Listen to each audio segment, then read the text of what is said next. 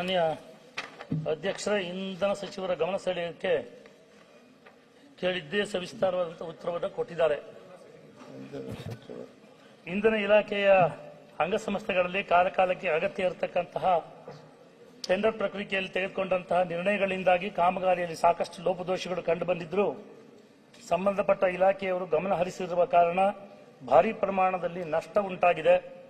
ಗುಣಮಟ್ಟವನ್ನು ಕಾಯ್ದುಕೊಳ್ಳುವ ದೃಷ್ಟಿಯಿಂದ ಆರ್ಥಿಕ ಸ್ಥಿತಿ ಸುಧಾರಿಸುವ ಕ್ರಮದ ಬಗ್ಗೆ ಏನೇನು ಕ್ರಮ ತಗೊಳ್ತೀರಿ, ಅದರ ಅವಶ್ಯಕತೆ ಬಗ್ಗೆ ಅಂತ ಕೇಳಿದ್ದೆ. ವಿಚಾರವನ್ನು ಕೊಟ್ಟಿದ್ದೀನಿ, ಉತ್ತರವನ್ನು ಕೊಟ್ಟಿದ್ದಾರೆ. ಮಾನ್ಯ ಅಧ್ಯಕ್ಷರೇ, ಈ ವಿಚಾರದ ಬಗ್ಗೆ ನಾನು ಚರ್ಚೆ ಮಾಡಬೇಕು ಅಂತ ಹೇಳಿ ರೂಲ್ 69ನಲ್ಲಿ ಅವಕಾಶ ಕೊಡಬೇಕು ಅಂತ ಹೇಳಿ ಕಳೆದ 2 ಬಾರಿ ಕೇಳಿದ್ದೆ. ಆದರೆ ಅದು ಲೀಸ್ಟ್ ಆಗಿದ್ದರೂ ಸಹ ಚರ್ಚೆಗೆ ಬರಲಿಲ್ಲ. ಕಾರಣಾಂತರದಿಂದ ಅದು ನಿಂತು ಹೋಗ್ತಾನೆ ಬಂತು. ಮೊನ್ನೆನೂ ಕೂಡ ಕೇಳಿದಾಗ ಮಾನ್ಯ ಅಧ್ಯಕ್ಷರು ಒಂದು ಸ್ವಲ್ಪ ಹೊತ್ತು ಇದರೊಳಗೆ ಕಾಲಾವಕಾಶಗಳನ್ನು ಜಾಸ್ತಿ ಮಾಡಿಕೊಡ್ತೀವಿ, ಆ ವಿಚಾರಗಳನ್ನು ಚರ್ಚೆ ಮಾಡಿ ಅಂತಕ್ಕಂಥದ್ದನ್ನು ಹೇಳಿದ್ದಾರೆ ಅಂತಕ್ಕಂಥದ್ದನ್ನು ತಮ್ಮ ಗಮನಕ್ಕೆ ತರ್ತಾ, ಅಧ್ಯಕ್ಷರೇ, ತಮಗೆಲ್ಲ ಗೊತ್ತಿದ್ದಾಗೆ ಇವತ್ತು ಕರ್ನಾಟಕ ರಾಜ್ಯದಲ್ಲಿ ಇಂಧನ ಇಲಾಖೆಯಲ್ಲಿ ಅದು ಕೆಲವೇ ವ್ಯಕ್ತಿಗಳ ಒಂದು ಹಿಡಿತಕ್ಕೆ ಇಂಧನ ಇಲಾಖೆ ಸೇರ್ಕೊಂಡಿದೆ. ಒಂದು 5-6 ಜನ ಬೆರಳೆಣಿಕೆಯಲ್ಲಿರ್ತಕ್ಕಂಥ ಕಾಂಟ್ರಾಕ್ಟರ್ಗಳು ಇಂಧನ ಇಲಾಖೆಯನ್ನು ನಡೆಸ್ತಕ್ಕಂತಹ ಒಂದು ಸ್ಥಿತಿಯಲ್ಲಿ ಇವತ್ತು ಇಂಧನ ಇಲಾಖೆ ತಲುಪಿದೆ. ಮಾನ್ಯ ಅಧ್ಯಕ್ಷರೇ, ಇಂಧನ ಇಲಾಖೆ ಅಂತ ಹೇಳಿದ್ರೆ ಬರ್ತಕ್ಕಂಥದ್ದು ನಮಗೆ 4 ಚಾಪ್ಟರ್. ಒಂದು ಜನರೇಷನ್ನು, ಟ್ರಾನ್ಸ್ಮಿಷನ್ನು, ಡಿಸ್ಟ್ರಿಬ್ಯೂಷನ್ನು, ಮೇಂಟೆನೆನ್ಸ್. ನಾನು ಜನರೇಷನ್ ಬಗ್ಗೆನೂ ಮಾತಾಡೋದಿಲ್ಲ ಅಥವಾ ಮೇಂಟೆನೆನ್ಸ್ ಬಗ್ಗೆನೂ ಮಾತಾಡೋದಿಲ್ಲ. ಕಾಲದ ಮಿತಿಯನ್ನು ಅರ್ಥಕೊಂಡು ಒಂದು ಸ್ವಲ್ಪ ಟೈಮ್ ಆಗ್ತದೆ, ದಯಮಾಡಿ ಸಹಕರಿಸಬೇಕು. ಯಾಕಂದ್ರೆ ಶಿವಲಿಂಗೇಗೌಡರಿಗೂ 25 ನಿಮಿಷ ಟೈಮ್ ಕೊಟ್ಟಿದ್ದೀರಿ. ಇದು ಒಂದು ಆರ್ಥಿಕ ಸ್ಥಿತಿಯ ಬಗ್ಗೆ. ಇವತ್ತೇನಾಗಿದೆ ಅಂದ್ರೆ, ರಾಜ್ಯದಲ್ಲಿ ಬೆಸ್ಕಾಂ ಸುಮಾರು ಪ್ರಾಫಿಟ್ ಅಲ್ಲಿ ಇದ್ದಂತ ಒಂದು ಸಂಸ್ಥೆ ಇವತ್ತು 20,000 ಕೋಟಿ ರೂಪಾಯಿಗಳನ್ನ ಹೆಚ್ಚಿನ ಆಸ್ಪಾಸ್ನಲ್ಲಿ ಸಾಲ ಮಾಡಿದೆ ಅಂತಕ್ಕಂಥದ್ದು. ಅದೇ ರೀತಿ ಬೇರೆ ಬೇರೆ ಎಸ್ಕಾಂಗಳಲ್ಲಿ ಆಗ್ತಾ ಇರತಕ್ಕಂತಹ ಒಂದು ಅವ್ಯವಹಾರಗಳು ಅಂತಾನೆ ಕರಿಬೇಕು. ನಾನು ಅದನ್ನ ಒಂದು ನಿಮಿಷ ಅಧ್ಯಕ್ಷರೇ, ಗಮನ ಸೆಳೆಯೋದನ್ನ ಅದನ್ನೇ ಗಮನ ಸೆಳೆಯೋದ್ರಲ್ಲೇನೆ ಬೇಡ ಏನಿಲ್ಲ. ಇಲ್ಲಿ ಎಲ್ಲ ವಿಷಯಗಳಿಗೆ ಚರ್ಚೆಗೆ ಅವಕಾಶ ಇರುತ್ತೆ.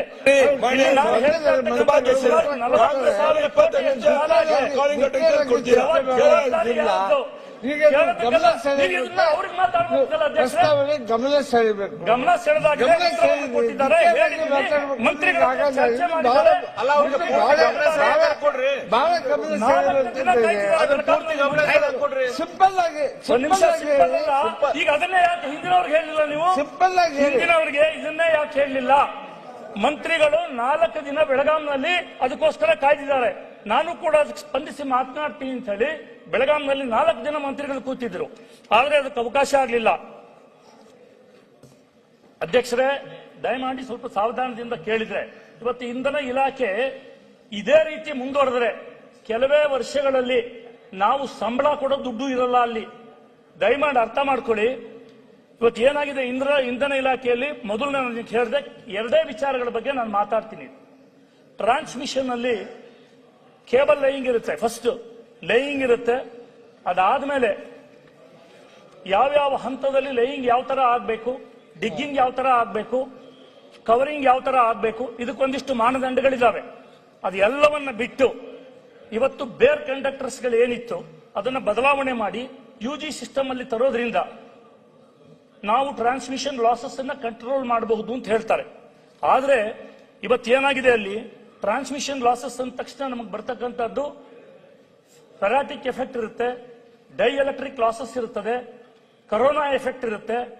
ಅದೇ ರೀತಿಯಲ್ಲಿ ಬೇರೆ ಬೇರೆ ಕಡೆ ಹೋದಾಗ ನಾವು ರೆಸಿಸ್ಟೆನ್ಸ್ ಅಲ್ಲಿ ಲಾಸಸ್ ಬರುವಂತದ್ದು ಇರಬಹುದು, ಸ್ಕಿನ್ ಎಫೆಕ್ಟ್ ಇರಬಹುದು. ಹೀಗೆ ಅನೇಕ ರೀತಿಯ ಎಫೆಕ್ಟ್ಸ್ಗಳು ಟ್ರಾನ್ಸ್ಮಿಷನ್ ಅಲ್ಲಿ ಆಗುತ್ತೆ. ಟ್ರಾನ್ಸ್ಮಿಷನ್ ಅಲ್ಲಿ ನಮಗೆ ಸರಿಯಾದಂತಹ ರೀತಿಯಲ್ಲಿ ಟ್ರಾನ್ಸ್ಮಿಷನ್ ಅಂತ ಯಾಕೆ ಅಂತ ಹೇಳ್ತಾ ಇದ್ದೀನಿ ಅಂದ್ರೆ, ಹೈ ವೋಲ್ಟೇಜ್ ಅಂತ ಹೇಳಿದ ತಕ್ಷಣ ಇದ್ರೊಳಗೆ ಬರ್ತಕ್ಕಂಥದ್ದು voltage is nothing but A pressure. ಅದು ಸರಿಯಾಗಿ ಆಗಲಿಲ್ಲ ಅಂದ್ರೆ ನಮಗೆ ಲಾಸಸ್ ಜಾಸ್ತಿ ಆಗುತ್ತೆ. ಇವತ್ತು ಮಾನ್ಯ ಸಚಿವರ ಗಮನಕ್ಕೂ ನಾನು ಇದ್ರ ಮುಖಾಂತರವಾಗಿ ತರ್ತೀನಿ. ನಮ್ಮಲ್ಲಿ ಇಲ್ಲಿವರೆಗೆ ಎಲೆಕ್ಟ್ರಿಕಲ್ ಸರಿಯಾದಂತ ಆಡಿಟಿಂಗ್ ನಡೆದಿಲ್ಲ. ಎಲೆಕ್ಟ್ರಿಕಲ್ ಅಂತ ಹೇಳಿದ್ರೆ ಇಂಜಿನಿಯರ್ ಯಾರು ಏನ್ ಪಟ್ಟಿ ಕೊಡ್ತಾರೆ ಲಾಸಸ್ ಎಷ್ಟು ಅಂದ್ರೆ ಆ ಲಾಸಸ್ ತಗೊಂಡ್ಬಂದು ಇಷ್ಟೇ ಲಾಸ್ ಅಂತ ನಾವು ನೋಡ್ತೀವಿ. ಲಾಸಸ್ ಎಲ್ಲ ಏನಾದ್ರು ವ್ಯತ್ಯಾಸ ಇದೆ ಅಂತ ಹೇಳಿದ್ರೆ ಯಾರೋ ರೈತರ ಪಂಪ್ ಸೆಟ್ಗಳಲ್ಲಿ ಏನೋ ಆಗಿದೆ ಅಂತಕ್ಕಂಥದ್ದನ್ನು ತೋರಿಸ್ತೀವಿ, ಅಥವಾ ಇಲ್ಲಿ ಯಾರೋ ಇಲ್ಲಿಗಲ್ ಟ್ಯಾಪಿಂಗ್ ಅಂತ ಹೇಳ್ತೀವಿ. ಆದ್ರೆ ಆ ರೈತರ ಪಂಪ್ ಸೆಟ್ಗೂ ಕೂಡ ಅಟ್ಲೀಸ್ಟ್ ಟೇಲ್ಯಾಂಡ್ಗಳಲ್ಲಿ ನಾವು ಒಂದು ಟ್ರಾನ್ಸ್ಫಾರ್ಮರ್ಸ್ ಹಾಕಿ ಅದಕ್ಕೊಂದು ಮೀಟರಿಂಗ್ ಮಾಡಿ ಇಷ್ಟು ಲಾಸ್ ಆಗ್ತಾ ಇದೆ ಅಂತ ಕಂಡುಹಿಡಿಬಹುದಿತ್ತು. ಅದಾಗ್ತಾ ಇಲ್ಲ. ಕೇಬಲ್ ಲೈಯಿಂಗ್ ಬಗ್ಗೆ ಮಾತಾಡ್ತಾ ಇದ್ದೆ ಅಧ್ಯಕ್ಷರೇ. ಇವತ್ತೇನಾಗಿದೆ, ಕೇಬಲ್ ಲೈಯಿಂಗ್ ಅನ್ನೋದು ಒಂದು ದೊಡ್ಡ ದಂಧೆ. ಇವತ್ತು UG ಕೇಬಲ್ ಹಾಕಬೇಕಾದ್ರೆ ಇವತ್ತೇನಾಗ್ತಾ ಇದೆ, ಕೇಬಲ್ಗಳು ಹಾಕುವಾಗ ಇವತ್ತು ಬೆಂಗಳೂರಿನಲ್ಲಿ ಯಾವ್ದಾದ್ರು ಬೋರ್ವೆಲ್ ತೋಡಿಸ್ತೀವಿ ನಾವು ಅಂತ ಹೇಳಿದ್ರೆ ಲೂಸ್ ಸಾಯಿಲ್ ಅಂತಾರೆ, ಅಥವಾ ಯಾವ್ದೋ ಫೈಲ್ ಫೌಂಡೇಶನ್ ಹಾಕ್ಬೇಕು ಅಂತ ಹೇಳಿದ್ರೆ. ಜಾರ್ಜ್ ಅವರೇ, ಇದು ನಮ್ಮ ಗಮನಕ್ಕೂ ಬಂದಿರುವಂತದ್ದು, ನಮ್ಮ ಏರಿಯಾಗಳಲ್ಲೂ ಎಲ್ಲ. ಈ ಕಾಂಟ್ರಾಕ್ಟರ್ಗಳು ಇದಾರಲ್ಲ, ಕಾಂಟ್ರಾಕ್ಟರ್ಗಳು ನಾರ್ಮಲಿ ಎಸ್ಟಿಮೇಟ್ ಮಾಡೋದು ಅವರೇ ಮೇಯ್ನ್. ಈಗ ನಾವೇನೋ ವಾಟರ್ ಲೈನ್ ಹಾಕ್ಬೇಕಾದ್ರೆ ನಮ್ಗೇನು ಎಸ್ಟಿಮೇಟ್ ಮಾಡ್ತೀರಿ, ಮಣ್ಣು ಸಿಕ್ಕಿದೆ ಅಂತ ಮಾಡ್ತೀರಿ. ನಿಮ್ಮಲ್ಲಿ ಏನ್ ಮಾಡ್ತಾವ್ರೆ, ಎಲ್ಲ ರಾಕೆ, ಒಂದಕ್ಕೆ 4 ಪಟ್ಟು ಬಿಲ್ಲು, ಒಂದಕ್ಕೆ 4 ಪಟ್ಟು ಎಲ್ಲ ರಾಕೆ. ನೀವು ಆ ಲೈನ್ ಹಾಕ್ತೀರಿ ಅಂದ್ರೆ ರಾಕ್ ಸಿಕ್ತು ಅಂತ ಹೇಳಿ ಲೂಟಿ ಹೊಡಿತಾ ಇದ್ದಾರೆ. ಇದರಿಂದಾನೇ ನಮ್ಮ ರವಿ ಹೇಳಿದ್ದು, ಇದು ದೊಡ್ಡ ಲಾಬಿ, ಅವ್ರು ಬಹಳ ಸ್ಟ್ರಾಂಗ್ ಇದ್ದಾರೆ. ಅದರಿಂದಾನೇ ಇವತ್ತು ಲಾಸ್ ಆಗ್ತಾ ಇರೋದು. ಇಷ್ಟೊಂದು ಲಾಸು ಪವರ್ ಡಿಪಾರ್ಟ್ಮೆಂಟ್ ಅಲ್ಲಿ ಯಾಕೆ ಆಗ್ತಾ ಇದೆ ಅಂತ ಇವರೇ ಲೂಟಿ ಹೊಡಿತಾ ಇದ್ದಾರೆ. ಅದನ್ನ ಸ್ಟಾಪ್ ಮಾಡಕ್ಕೆ ಏನಾನ ಯೋಚನೆ ಮಾಡಿ. ಯಾಕೋ ಅಂದ್ರೆ ನೀವು ಎಲ್ಲ ಕಡೆ ಕಲ್ಲೇ ಸಿಗ್ತೈತಲ್ಲ, ಕಲ್ಲು ಸಿಗೋದು ಎಲ್ಲೋ 10%, ಅದು ಎಲ್ಲೇ ಮಾಡ್ತೀರಾ, 2 ಫೀಟೋ 3 ಫೀಟೋ 4 ಫೀಟೋ ಅಷ್ಟೇ ಸಿಗೋದು. 10% ಕಡೆ 90% ಇವರೆಲ್ಲಾನು ಕೂಡ ಕಲ್ಲು ಅಂತಾರೆ. ಕಲ್ಲಿಗೇನು ಅಂದ್ರೆ 1:4 ರೇಟ್ ಬರ್ತದೆ. ಇದು ಲೂಟಿ ಹೊಡಿತಾ ಇದ್ದಾರೆ. ಇದನ್ನ ಸ್ಟಾಪ್ ಮಾಡಬೇಕು ಅನ್ನೋದೇ ನಮ್ಮ ಅವರ ಆಗ್ರಹ. ಅದಕ್ಕೂ ನಾನು ಧ್ವನಿಗೂಡಿಸ್ತಾ ಇದ್ದೇನೆ. ಸನ್ಮಾನ್ಯ ಸಭಾಧ್ಯಕ್ಷರೇ, ರವಿ ಸುಬ್ರಹ್ಮಣ್ಯ ಅವರು 2-3 ಸದನದಿಂದ ಇದನ್ನೇ ಪ್ರಶ್ನೆಯನ್ನ ಹಾಕಿದರು. ಅದು ಕಾರಣಾಂತರದಿಂದ ಅದು ಬರಲಿಲ್ಲ. ಅದಕ್ಕೋಸ್ಕರವಾಗಿ ನಾನು ಅವ್ರನ್ನ ಸಪರೇಟ್ ಆಗಿ ಕರೆಸಿ ಅವರೊಟ್ಟಿಗೆ ಮಾತಾಡಿದೆ. ಅವರು ಈಗ ಜನರಲೈಸ್ ಆಗಿ ಹೇಳಿದರೆ ಕಷ್ಟ ಆಗ್ತದೆ. ಯಾಕಂದ್ರೆ ಇಡೀ ಕರ್ನಾಟಕದಲ್ಲಿ ಬೆಸ್ಕಾಂ ಒಂದು ವ್ಯಾಪ್ತಿ ಹೇಳ್ಬಿಟ್ರೆ ಅಂತ ಹೇಳ್ಬಿಟ್ರೆ 6-7 ಡಿಸ್ಟ್ರಿಕ್ಟ್ ಬರ್ತದೆ. ಅದೇ ರೀತಿಯಲ್ಲಿ ಬೇರೆ ಬೇರೆ ಬೆಸ್ಕಾಂ ಇಡೀ ಕರ್ನಾಟಕದಲ್ಲೆಲ್ಲ ಬರ್ತದೆ. ನಾವು ಒಂದು ಟೆಂಡರ್ ಕರಿಬೇಕಾದ್ರೆ ಸವಿಸ್ತಾರವಾಗಿ ಅವರಿಗೆ ಉತ್ತರವನ್ನು ಕೊಟ್ಟಿದ್ದಾರೆ. ಏನೆಲ್ಲ ನಾವು ಪ್ರಕ್ರಿಯೆಗಳು ಮಾಡ್ತೀವಿ, ಏನೆಲ್ಲ ಮಾಡ್ತೀವಿ ಅಂತ ಹೇಳ್ಬಿಟ್ಟು ಎಲ್ಲ ಹೇಳಿದ್ವಿ. ಈಗ ಅದರಲ್ಲಿ ಏನಾದ್ರೂ ವ್ಯತ್ಯಾಸ ಇದ್ರೆ ಅವ್ರು ಹೇಳ್ಬೋದು, ನೀವು ಇದನ್ನ ಮಾಡದೆ ಬಿಟ್ಬಿಟ್ಟು ಇದನ್ನ ಮಾಡಿ ಅಂತ ಹೇಳಿದ್ರೆ ನಾವು ಅದನ್ನ ಅಡಾಪ್ಟ್ ಮಾಡ್ಕೋಬೇಕು. ಈಗ ಏನಾಗ್ತದೆ, ಈಗ ಅಶೋಕ್ ಅವರು ಹೇಳಿದ್ರು, ನೀವು ಎಲ್ಲಿಯಾದ್ರೂ ನಿರ್ದಿಷ್ಟ ಜಾಗದಲ್ಲಿ ಇಂತ ಇದೆ ಅಂತ ಅವರು ಒಂದ್ಸತಿ ಹೇಳಿದ್ರು ನನಗೆ. ನಾನು ನಮ್ಮ KPTCಲಿ MDನೆಲ್ಲ ಕಳ್ಸಿಕೊಟ್ಟು ಇನ್ಸ್ಪೆಕ್ಷನ್ ಮಾಡಿಸಿದೆ ಏನಾಗಿದೆ ಅಂತ ಹೇಳ್ಬಿಟ್ಟು. ಅದಕ್ಕೆ ಆ ಟೈಮಲ್ಲಿ ರವಿ ಸುಬ್ರಹ್ಮಣ್ಯ ಅವರು ಏನ್ ಹೇಳಿದ್ರು, ಇಲ್ಲ ಆ ಕಾಂಟ್ರಾಕ್ಟರ್ ಪರವಾಗಿಲ್ಲ, ಅವ್ರೇನು ತೊಂದರೆ ಮಾಡಲಿಲ್ಲ ಅಂತ ನನಗೆ ಹೇಳಿದ್ರು. ಈಗಲೂ ನಾನು ಹೇಳ್ತಾ ಇದ್ದೀನಿ, ಯಾವುದೋ ರವಿ ಸುಬ್ರಹ್ಮಣ್ಯ ಅವರಾಗ್ಲಿ ಅಶೋಕ್ ಅವರಾಗ್ಲಿ ಇಂಥ ನಿರ್ದಿಷ್ಟವಾದ ಕೆಲಸಗಳು ಸರಿಯಾಗಲಿಲ್ಲ ಅಂತ ಹೇಳ್ಬಿಟ್ರೆ ಇಮಿಡಿಯೇಟ್ ಆಗಿ ನಾವು ಇನ್ಸ್ಪೆಕ್ಷನ್ ಕಳಿಸ್ಬಿಟ್ಟು ಯಾರು ತಪ್ಪಿದಷ್ಟು ಯಾರ ಮೇಲೆ ಬೇಕಾದ್ರೆ ಕ್ರಮ ತಗೋಬಹುದು, ನಾವು ಅವ್ರನ್ನ ಬ್ಲಾಕ್ ಲಿಸ್ಟ್ ಮಾಡಬಹುದು, ಎಲ್ಲ ಮಾಡಬಹುದು. ಅದರಿಂದ ಅದನ್ನ ಕೊಡಿ. ನೀವು ಕೊಟ್ರೆ ಇನ್ನೊಂದು, ನೀವು ಅವತ್ತು ನೀವು ಬಂದುಬಿಟ್ಟು ಸಲಹೆಗಳು ಒಳ್ಳೆ ಸಲಹೆಗಳು ಕೊಟ್ಟಿದ್ದೀರ. ಸಾಕಷ್ಟು ಸಲಹೆಗಳನ್ನು ಈಗಾಗಲೇ ಅಡಾಪ್ಟ್ ಮಾಡಿದ್ದೀನಿ.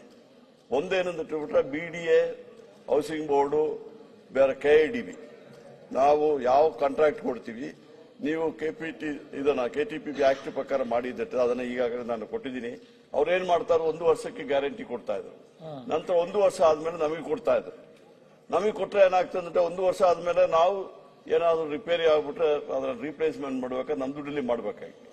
ಈಗ ಅದಕ್ಕೆ ನಾವೇನ್ ಹೇಳಿದ್ವಿ, 5 ವರ್ಷ ಗ್ಯಾರಂಟಿ ಕೊಟ್ರೆ ಮಾತ್ರ ನಾವು ಈ ವರ್ಕ್ಗಳನ್ನ ನಾವು ತಗೊಳ್ತೀವಿ, ಇಲ್ಲ ಅಂದ್ರೆ ನೀವೇ ಮಾಡಿ ಅಂತ ಹೇಳ್ತೀವಿ. ನಾವು ಅದನ್ನ ತಗೊಳ್ಳೋದಿಲ್ಲ ಅಂತ ಹೇಳ್ತೀವಿ.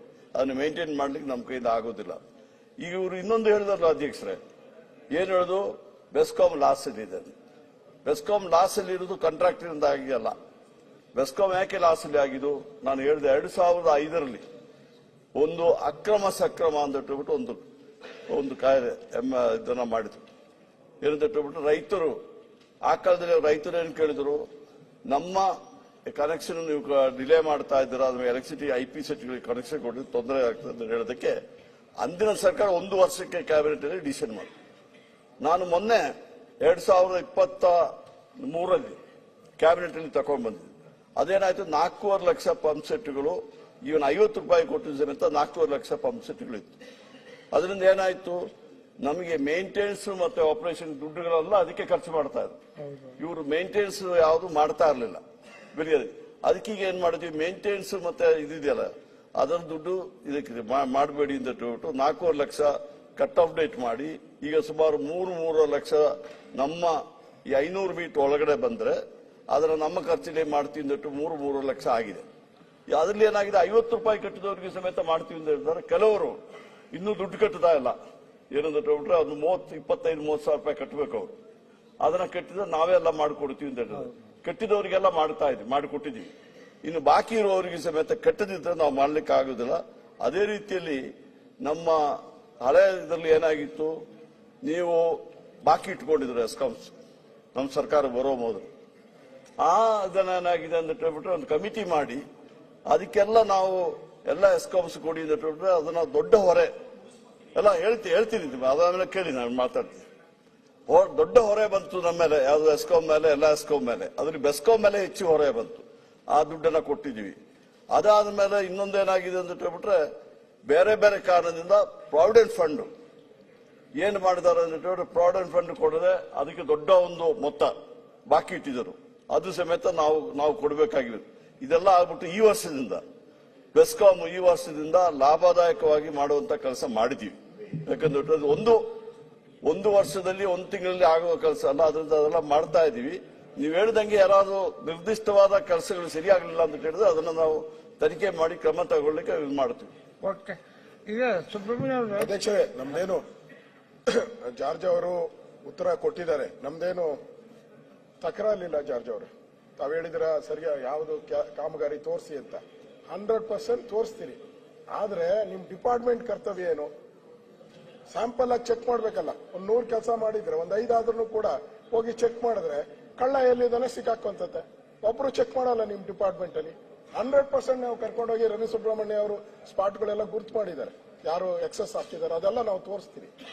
ನಮ್ಮ ಒಂದು ಕಾನ್ಸ್ಟಿಟ್ಯೂನ್ಸಿ ಪ್ರಶ್ನೆ ಅಲ್ಲ, ಎಲ್ಲ ಬೆಂಗಳೂರದ ಎಲ್ಲಾ ಕಾನ್ಸ್ಟಿಟ್ಯೂನ್ಸಿ ಪ್ರಶ್ನೆ. 1000 ಕೋಟಿ ಲೂಟಿ ಹೊಡೆದಂಗೆ ಆಗ್ತದೆ. ಲೆಕ್ಕ ಹಾಕೊಳ್ಳಿ ನೀವು, ಕೇಬಲಿಂಗ್ ಹಾಕುವಂಥದ್ದು. ಅದಕ್ಕೆ ಈ ಮಾಫಿಯಾಗಿ ಎಲ್ಲ ನಾವು ತಡೆ ಮಾಡಬೇಕು. ಅದಕ್ಕೋಸ್ಕರ ನಾವು ಸಜೆಷನ್ ಕೊಟ್ಟಿದ್ದೀರಿ. ಡಿಪಾರ್ಟ್ಮೆಂಟ್ ಒಳ್ಳೇದಾಗ್ಲಿ ಅಂತ ಸಜೆಷನ್ ಕೊಟ್ಟಿದ್ದೀರಿ. ನಾವು ತೋರ್ಸಕ್ಕೆ ರೆಡಿ ಇದ್ದೀವಿ. ಆಯ್ತು, ಮುಗಿಸ್ಬಿಡಿ.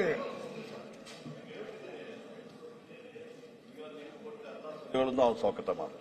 ಬಟ್ ನನಗೇನಂತ ಹೇಳ್ಬಿಟ್ರೆ ನೀವು ಜನರಲೈಸ್ ಆಗಿ ಹೇಳ್ಬಿಟ್ರೆ ಅಲ್ಲ, ಅವರು ಆ ಟೈಮಲ್ಲಿ ನಾನು ಕೇಳಿದಾಗ ಒಂದೇ ಜಾಗ ಕೊಟ್ಟರು, ಬಸವನಗುಡಿದು. ನಾನು ಇಮಿಡಿಯೇಟ್ ಆಗಿ ಕಳ್ಸಿಕೊಟ್ಟಿದ್ದೆ. ಬೇರೆ ಯಾವ ಶಾಸಕರು ಇದ್ಬಿಟ್ಟು ಅದನ್ನ ಎಲ್ಲಿ ಆಗಿದೆ ಅಂತ ಹೇಳಿದ್ರೆ ಇಮಿಡಿಯೇಟ್ ಆಗಿ ಟೀಮ್ ಅನ್ನ ಕಳ್ಸಿಬಿಡ್ತೀವಿ. ನಮಗಿದೆ ಥರ್ಡ್ ಪಾರ್ಟಿ ಇದು ಸಮೇತ ನಾವು ಅದನ್ನ ಮಾಡಬಹುದು. ಅದಕ್ಕೆ ಕಳ್ಸಿಕೊಡ್ಲಿಕ್ಕೆ ನಾವು ಇದು ಮಾಡ್ತೀವಿ.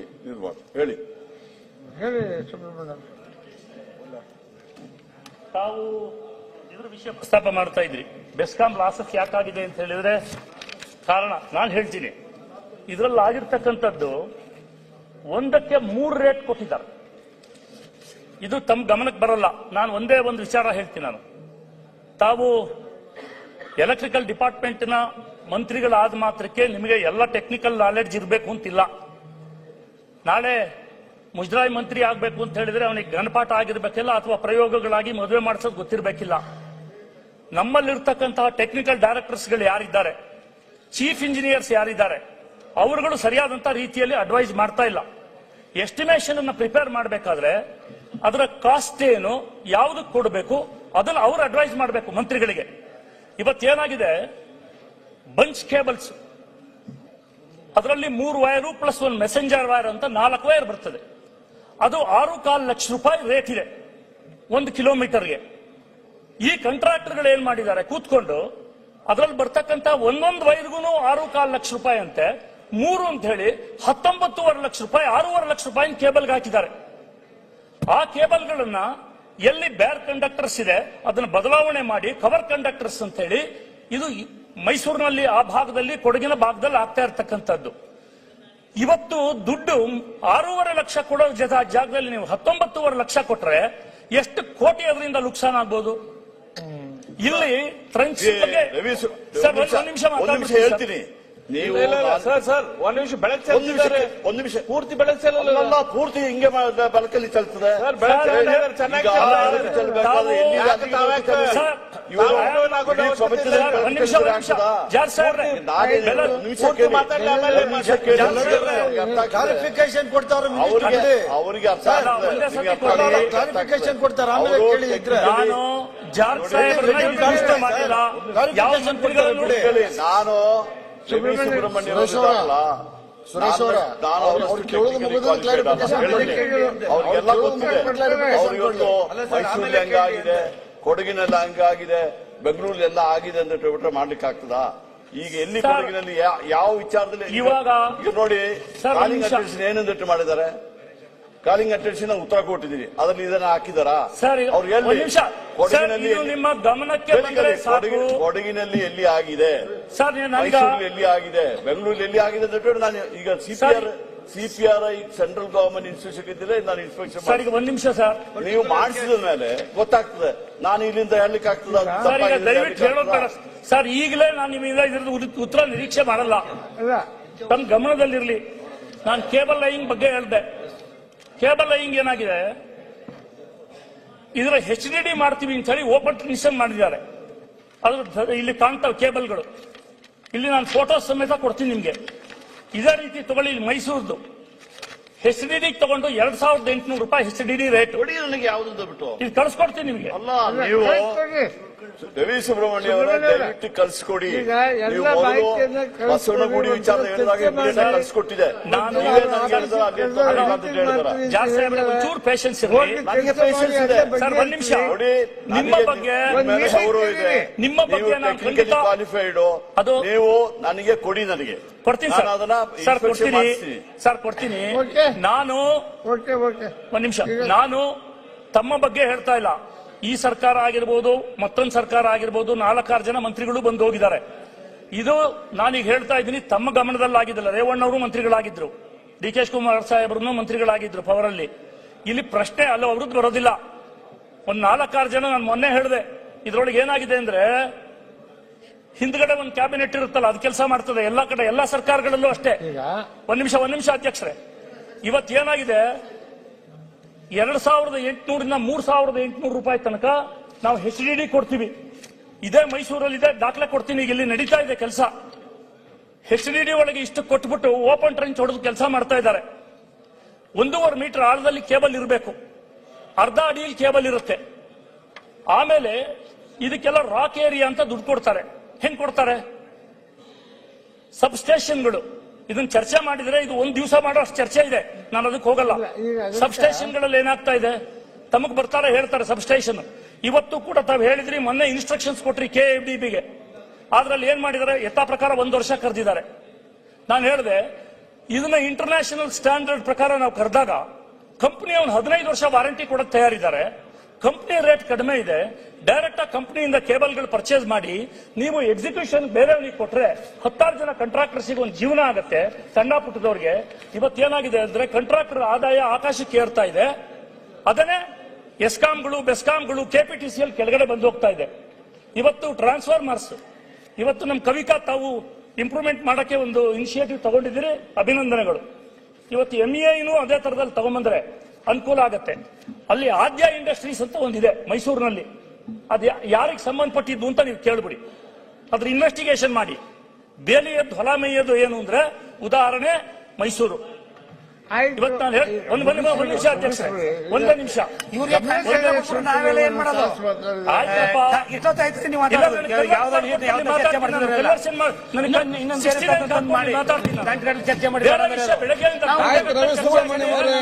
ಇವತ್ತು ರವಿ ಸುಬ್ರಹ್ಮಣ್ಯ ಯಾಕೆ ಅಷ್ಟು ಚರ್ಚೆ ಮಾಡ್ತಾರೆ? ಅದರ ಅಧ್ಯಕ್ಷರೇ, ನಾನು ತಮಗೂ ರಿಕ್ವೆಸ್ಟ್ ಮಾಡಿದ್ದೆ. ಅದಕ್ಕೆ ತಮಗೆ ಗೊತ್ತಿದ್ದಂಗೆ ನಾನು ಕಾಲಿಂಗ್ ಅಟೆನ್ಷನ್ ಕೇಳಿದ್ರೆ ಕೊಟ್ಟಿದೆ ನಾವು. ಇದ್ರ ಬಗ್ಗೆ ಆಯ್ತು, ನೀವು ಏನ್ ಗಮನಿಸ್ತಿದ್ದೀರಲ್ಲ? ಬೇಕಾಗಿಲ್ಲ ಇದ್ರಲ್ಲಿ ಅಧ್ಯಕ್ಷರೇ.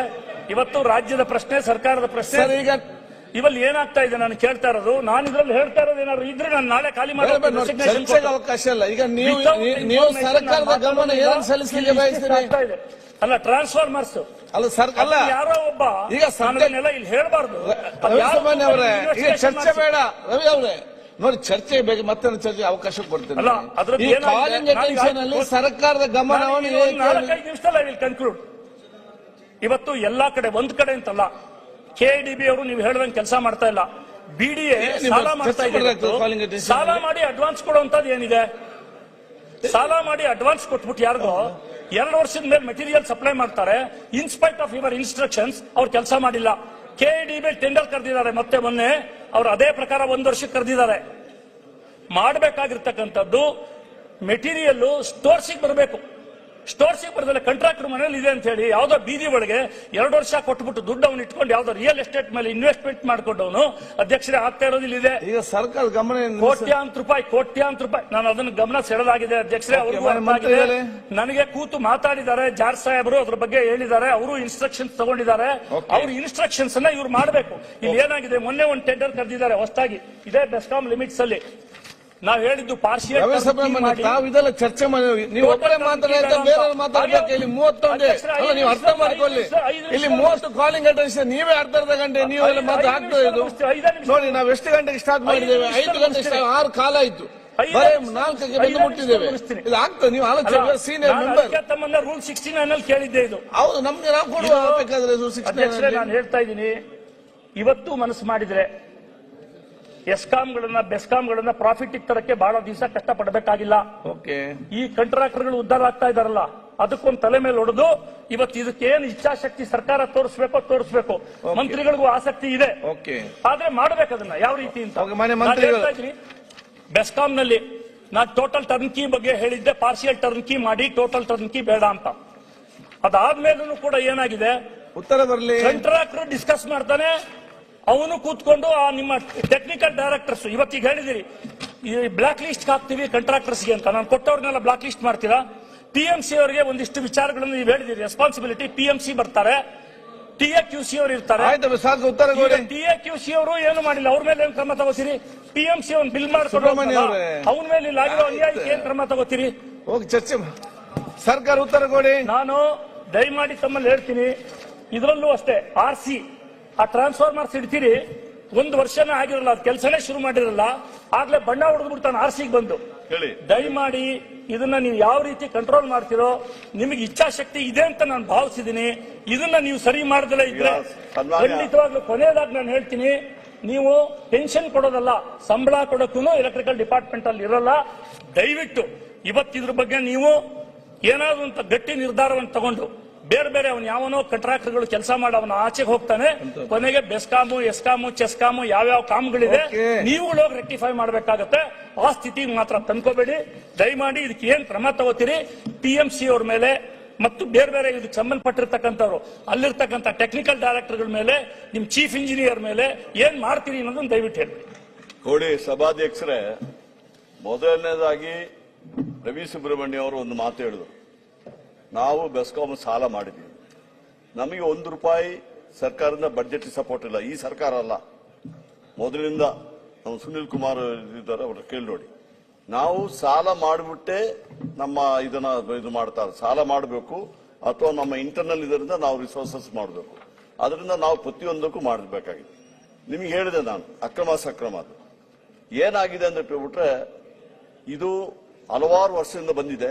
ಜನ ಏನ್ ಮಾಡ್ತಾರೆ, ರೈತರು ಕೆಲವರು, ಎಲ್ಲರೊಂದು ಹೇಳೋದಿಲ್ಲ, ಆ ಹುಕ್ ಹಾಕ್ಬಿಡ್ತಾರೆ. ಆ ಟ್ರಾನ್ಸ್ಫಾರ್ಮರ್ಗೆ ಕೆಪಾಸಿಟಿ ಇರೋದು. ಅವ್ರು ಹೇಳಿದ ವಿಷಯನೇ ಬೇರೆ. ನೋಡ್ರಿ, ನೀವು ಇಲ್ಲಿ ಕೂತ್ಕೊಡಿ, ಯಾಕೆ ಡಿಸ್ಕಸ್ ಮಾಡ್ತೀವಿ? ಎಲ್ಲರವರೇ ಅವ್ರಿಗೆ ಅರ್ಥ ಆಗ್ತಾ ಇದೆ, ನಿಮ್ಗೆ ಅರ್ಥ ಬೆಲ್ಲದವ್ರೆ ಚರ್ಚೆ ನಿಮಗೆ ಅರ್ಥ ಆಗುದು, ಅವ್ರಿಗೆ ಟೆಕ್ನಿಕ್ ಗೊತ್ತಾಗ್ತದೆ. ಅವ್ರು ಹೇಳ್ತಾರೆ, ಅವ್ರೇನ್ ಹೇಳಿದ್ರು, 40,000 ಕೋಟಿ ರೂಪಾಯಿ.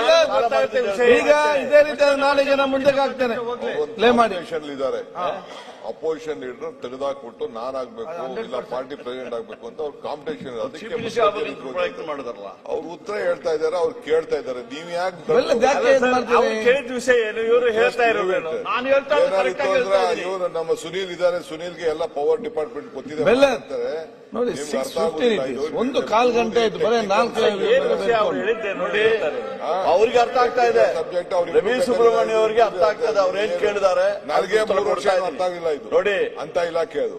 ಬೆಲ್ಲಡವರೇ ಸಭಾಧ್ಯಕ್ಷ ಒಂದು ನಿಮಿಷ ಸಭಾಧ್ಯಕ್ಷ 23 ಕಾಲಿಂಗ್ ಅಟೆನ್ಷನ್ಸ್ ಇದೆ ಸಭಾಧ್ಯಕ್ಷ ಕೇಳಿ. 25 ನಿಮಿಷ ಸರ್ ಒಂದ್ ನಿಮಿಷ ಸರ್ ಒಂದ್ ನಿಮಿಷ ಸಭಾಧ್ಯಕ್ಷ ಒಂದ್ ನಿಮಿಷ ಸಭಾಧ್ಯಕ್ಷ 23 ಕಾಲಿಂಗ್ ಅಟೆನ್ಷನ್ ಮಾನ್ಯ ಇದೆ ಸಚಿವರೇ, ತಾವು ಹಾಗಾದ್ರೆ ಈ recommend ಮಾಡಿ ಕಾಲಿಂಗ್ ಅಟೆನ್ಷನ್ ಎಲ್ಲ ಕ್ವಶನ್ ಅವರ್ ಚೇಂಜ್ ಮಾಡ್ಬಿಡಿ ಕ್ವಶನ್ ಅವರ್ಸ್ ಬೇಕಾಗಿಲ್ಲ ಸಭಾಧ್ಯಕ್ಷ ಒಂದ್ ಸಬ್ಜೆಕ್ಟ್ ಗೆ ನೀವು 20 ನಿಮಿಷ ಆಯ್ತು, ಬೇಗ ಮುಗಿಸಿ, ಓಕೆ.